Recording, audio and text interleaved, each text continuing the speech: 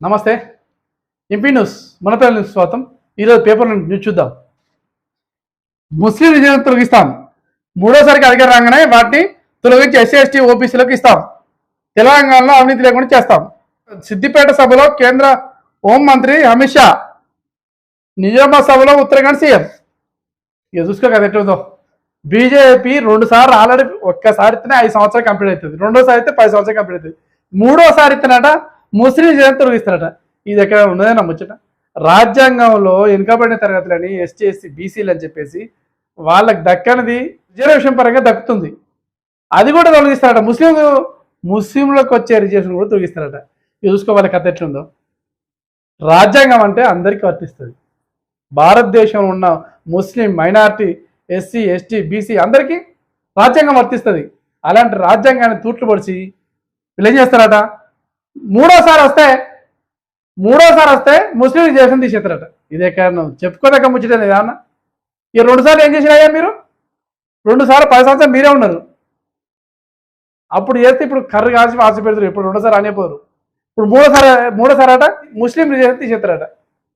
BJP వాళ్ళు ఏమైనా కూడా ఎన్నికలు రాగానే ముస్లిం అని చెప్పేసి మతతత్వాన్ని ముందు తెచ్చి, లేదంటే దైవభక్తి ముందు తెచ్చి జనాలను గాలి చేస్తానికి ముందుకు వస్తుండ్రు. తస్మత్ జాగ్రత్త జనాలు. రిజర్వేషన్ అదుకుంట్రా. అందుకే బీజేపీ 4వ సీటు కావాలంటుంది.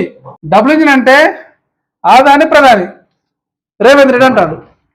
వీళ్ళు డబుల్ ఇంజిన్ సర్కార్ అని చెప్పేసి మాయాజాలం చేసి 400 సీట్లు వస్తేనే మీకు అది చేస్తాం అని చెప్పేసి మాయం మాట చెప్తాను, ముందుకు వస్తానని చెప్పేసి సీఎం రేవంత్ రెడ్డి గారు అంటుండు.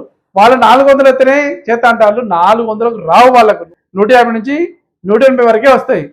మేకపోతు గంభీరంతో 400 వస్తాయి, 380 వస్తాయి అని చెప్పేసి అనేది రాంగ్ ముచ్చట. ఈసారి కాంగ్రెస్ గెలిపించుకోండి, జనాలకు కావాల్సిన పనులన్నీ చేస్తామని చెప్పేసి జనజాతర సభలో సీఎం రేవంత్ రెడ్డి అన్న మాటలు. దేవుడి పేరుతో బీజేపీ ఓట్ల వేట. ఆ పార్టీ అంటే అక్షింతలు, పులిహోర, తీర్థాలు, కాసే జెండాలు. భువనగిరి రోడ్ షోలో బీఆర్ఎస్ అధినేత కేసీఆర్ బయలుదేరండు. భువనగిరిలో రోడ్ షో పెట్టంటున్నా. ఇక ఏమంటాడు, బీజేపీని విమర్శిస్తాడు, కాంగ్రెస్ విమర్శిస్తాడు. ఇక ఆయన ఏది విమర్శిస్తాడో జనాలు తెలుసు. కానీ ఆయన పాలన చూసి ఆయన కథ చేసిండు. ఆయనకు ఓటేసిన దానికే ముచ్చటే. ఓడిపోయే పార్టీకి ఓటు ఎంత ఏస్తే ఎంత వేయకపోతే ఎంత. కాబట్టి జనాలు 10 సంవత్సరాల నరేంద్ర మోడీ పాలన చూసిళ్ళు, 10 సంవత్సరాల కేసీఆర్ పాలన చూసిళ్ళు. కాబట్టి ఈ ఎంపీ ఎన్నికలు ఎవరికి వేయాలనేది మీరు ఆలోచన చేసి మీ ఓటు ఆయుధాన్ని వినియోగించుకోండి. అమేథీలో రాహుల్, రాయ్బరేలీలో ప్రియాంక లోక్సభ ఎన్నికల్లో పోటీ. అవసరమైతే ఎవరినైనా విచారిస్తాం. కాళేశ్వరంపై కాగ్ విజిలెన్స్. కాళేశ్వరంలో ఎంత అవినీతి జరిగిందో జనాలకు అందరికీ ఆల్రెడీ తెలిసిపోయింది. కాగ్ నివేదిక కూడా ఎంతటి వారినైనా, వాడు ముఖ్యమంత్రి అయినా మాజీ ముఖ్యమంత్రి అయినా ఎంతటి వారినైనా వదిలిపెట్టే ప్రసక్తి లేదు. కాళేశ్వరం గురించి విచారం కంపల్సరీ చేస్తామని చెప్పేసి చెప్తున్న వార్త మనం చూడవచ్చు. మోగిన పట్టభద్ర నగర. వరంగల్, నల్గొండ, ఖమ్మం ఎమ్మెల్సీ స్థానానికి ఉప ఎన్నిక. ఎమ్మెల్సీలలో 3 రకాలు ఉంటాయి. ఒకటి ఎమ్మెల్యే ఓట్లు వేసే ఎమ్మెల్సీ ఉంటుంది, ఒకటేమో టీచర్లు వేసే ఎమ్మెల్సీ ఓట్లు ఉంటాయి, ఇప్పుడేమో గ్రాడ్యుయేట్స్ డిగ్రీ పూర్తయిన వాళ్ళు వేసే ఎమ్మెల్సీ ఓట్లు ఉంటాయి. డిగ్రీ పూర్తయిన వాళ్ళ ఎమ్మెల్సీ ఎన్నిక నగారం మోగిందట. పట్టభద్రుల ఎమ్మెల్సీలో ఆల్రెడీ కాంగ్రెస్ తీర్మానాలను కాంగ్రెస్ అభ్యర్థిగా ప్రకటించింది ఆల్రెడీ. ఈ ఎమ్మెల్సీ ఎన్నిక ఎందుకు వచ్చిందంటే, గడిచిన 2 సంవత్సరాల క్రితం టీఆర్ఎస్ ఎమ్మెల్సీ ఎన్నికల్లో పల్లా రాజేశ్వర రెడ్డి ఎమ్మెల్సీ గెలిచిండు ఆల్రెడీ. ప్రజెంట్ ఎమ్మెల్సీ కూడా అతనే. కానీ మొన్న 4 నెలల క్రితం జరిగిన తెలంగాణ ఎమ్మెల్యే ఎన్నికలలో ఆయన జనగాం నుంచి ఎమ్మెల్యేగా పోటీ చేసి గెలిచిండు. కాబట్టి ఎమ్మెల్సీకి రాజీనామా చేసిండు.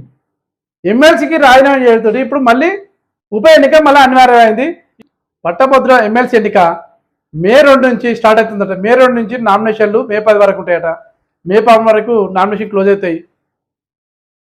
మే 20 తారీఖు ఎమ్మెల్సీ ఎన్నిక ఉంటుంది. కాంగ్రెస్లో చేరిన గుండు సుధారాణి. వరంగల్ మేయర్ గుండు సుధారాణి కాంగ్రెస్ ఇంతకుముందు టీడీపీ ఉండే, తర్వాత టీఆర్ఎస్కి వచ్చింది. ఇప్పుడు కాంగ్రెస్లో నిన్న జాయిన్ అయిన వార్త మనం చూడొచ్చు. కాంగ్రెస్లోకి ఎమ్మెల్సీ సారయ్య.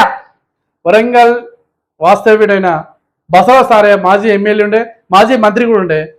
ఇప్పుడు టీఆర్ఎస్, అంతకుముందు కాంగ్రెస్ ఉండే అతను, తర్వాత టీఆర్ఎస్లోకి వచ్చిండు. ఆడ ఎమ్మెల్సీ ఉన్నాడు ప్రజెంట్. రేపో మాపో కాంగ్రెస్లోకి బసవ సారయ్య వస్తున్నట్టుగా మనం వార్త చూస్తుంది. ఇవి 20 వార్తలు.